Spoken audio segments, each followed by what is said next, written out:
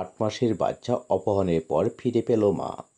কিশোরগঞ্জ জেলার বাজিতপুর উপজেলায় 8 মাসের বাচ্চা অপহরণ হওয়ার পর মায়ের কোলে ফিরে পেল।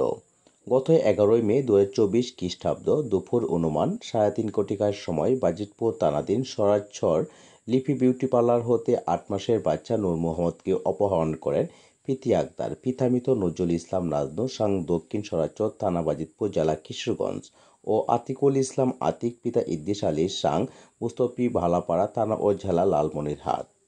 কিশোরগঞ্জ জেলার বাজিতপুর থানায় অপহরণ নূর মোহাম্মদের মা লিপি আক্তার শান্তা স্বামী শরীফ মিয়া সাং পিপরাদি থানা বাজিতপুর জেলা কিশোরগঞ্জ বাদী হয়ে অভিযোগ দায়ের করিলে বাজিতপুর থানার পুলিশের বিশেষ একটি অভিযানে 8 মাসের বাচ্চাকে গ্রেপ্তারকৃত আসামি প্রীতি আক্তার ও আতিকুল ইসলামের নিকট থেকে উদ্ধার করে এবং 15 মে 2024 খ্রিস্টাব্দ কিশোরগঞ্জ পুলিশ সুপারের কার্যালয়ে হলরুমে ব্রিফিং শেষে 8 মাসের বাচ্চা নূর মোহাম্মদকে মায়ের কোলে ফিরিয়ে দেয়। BTN Bangla news, Ashujjaman Jewel, Kishoreganj.